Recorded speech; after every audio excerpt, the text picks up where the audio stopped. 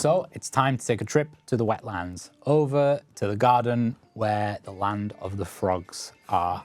And we're going to talk about specifically a World Championship winning deck with these cards here.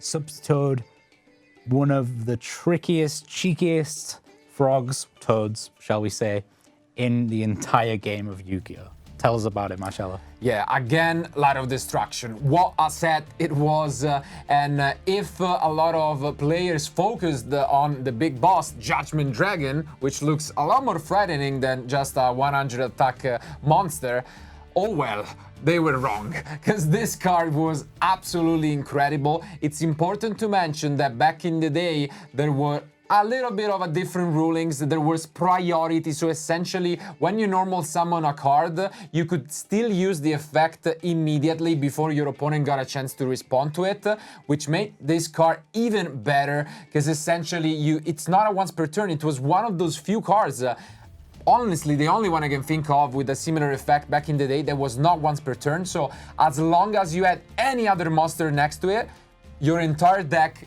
all of the frogs you had in there, you could send to the graveyard and then do things like activate multiple Pot of Avarice, or what later on was possible thanks to Ronin Toadin was to just activate Mass Driver and completely play out the game, because you played more than 20 frogs in your deck, and then you would deal more than 8,000 damage to your opponent life points. This was an amazing strategy that not only won the European Championship in 2010, but moved on to win even the World Championship. So, Marcello, make sure you bow, because it's time to enter the dojo. And that is the dojo of the Six Samurai. Now, they've had a bunch of waves of support throughout the years, but let's first talk about the beginning of the Six Samurais. Each of them had their own unique effects that they were able to use whenever another Six Samurai monster was on the field. And they had that additional effect where when one of them was going to be destroyed, they were able to destroy a different one on the field. Very, very sneaky. But one of the most amazing things was Grand Master of the Six Samurai. Whenever you had any Six Samurai monster on the field, the Grand Master could make an appearance straight from your hand. And he had a great stat line to boot.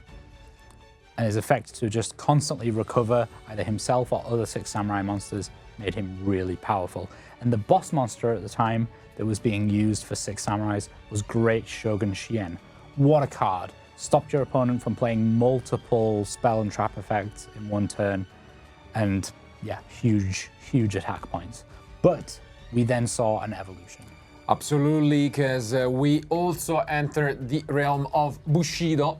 In particular, Bushido counters, that is, because a lot of powerful continuous spells were released, and one to rule them all was the Getaway of the Six.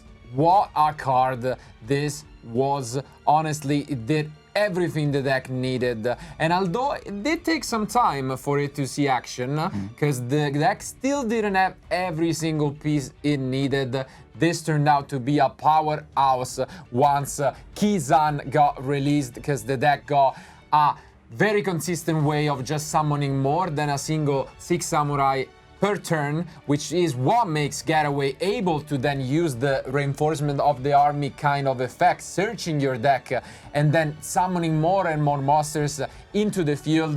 But that was not the end of it, because Shiens were gonna come to the party, and with the new boss monster that was actually a synchro, and that was obviously the legendary Shien, which was one of the first instances in which a deck could put up a negation, actually. Yeah. And this was a very consistent spell and trap negation for the deck, thanks to the tuners that were released. And so Kageki and Kagemusha, you could play and just completely overwhelm the field. And if you saw some of these continuous spells, you could just even summon more than one synchro in a single turn, which was so unique to the deck back in the day.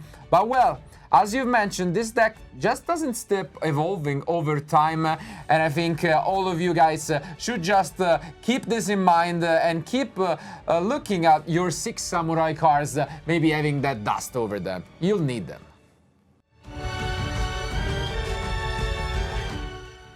So, Marcello, we're going to talk about one of the most difficult monsters to get rid of in all of the history of Yu-Gi-Oh! Reborn Tengu. What a card. Whenever this card would leave the field, in any shape or form, it would summon another one from your deck. Whether it would be synchro summoned using this card, whether your opponent destroyed it, however, it was always gonna get summoned back. And yeah, the deck was just incredible because the card could be played, as you mentioned, with a lot of different ways. And I gotta say, this goes back to my nostalgia feelings because back in 2011, my first ever Top Cut at an event was at the Italian National Championship with this deck.